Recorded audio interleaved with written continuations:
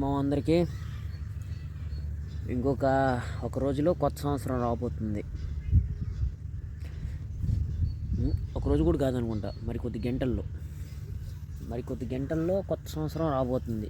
కొత్త సంవత్సరం అంటే ఏందో నాకు తెలిసేది కాదు మా చిన్నప్పుడు. అసలు అందరూ హ్యాపీ న్యూ ఇయర్ అని చెప్పుకుంటా తిరిగేవాళ్ళు. ఏందిరా హ్యాపీ న్యూ ఇయర్ అంటే ఏంది అనేది ఆలోచించేవాడిని చిన్నప్పుడు. నాకేం అర్థమయ్యేది కాదు హ్యాపీ న్యూ ఇయర్ అంటే. మళ్ళీ వచ్చేసి కొత్త సంవత్సరం రావడమే అందరూ కొత్త బట్టలు వేసుకెళ్ళి గుడికి వెళ్ళి దేవుని దర్శనం చేసుకొచ్చేవాళ్ళు. అసలు ఎందుకు దేవుని దర్శనం చేసుకొని వస్తారనే విషయం కూడా నాకు తెలియదు. ఆ రోజు కొత్త సంవత్సరం రోజు ఎందుకు దర్శనం చేసుకొస్తారనే విషయం కూడా నాకు తెలియదు. పోగా కొత్త సంవత్సరం అంటే ఇది మారుతుంది, ఇయర్ మారుతుందా, ఓకే ఇది మారుతుంది, డేట్ ఎలా మారుతుందో అలా మారుతుంది. ఇది కొత్త సంవత్సరం అనేసి నేను అప్పుడు అనుకున్నా. ఇలా ఉంటుంది కొత్త సంవత్సరం అనేసి అనుకున్నా అప్పుడు. ఆ తర్వాత సంక్రాంతి, భోగి పండగ అయితే నాకు తెలిసి, ఎందుకంటే అందరూ భోగి వేసుకుని భోగి అనేవాళ్ళు.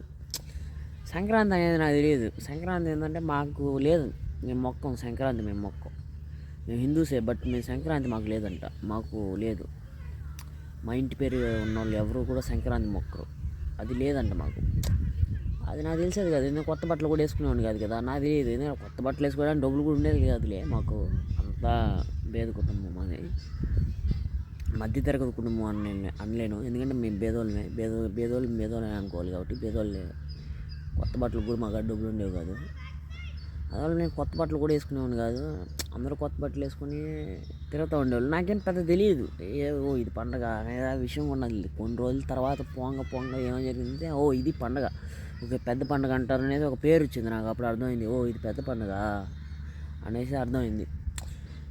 అప్పటి వరకు నాకు తెలిసేది కాదు. న్యూ ఇయర్ అంటే ఏందో తెలిసేది కాదు, పండగ అంటే ఏందో తెలిసేది కాదు. స్కూల్లో సెలవులు ఇస్తుండేవాళ్ళు. స్కూల్లో సెలవులు లేకపోయినా కూడా మనం సెలవులు తీసుకునేవాళ్ళం అనుకో రోజు. అది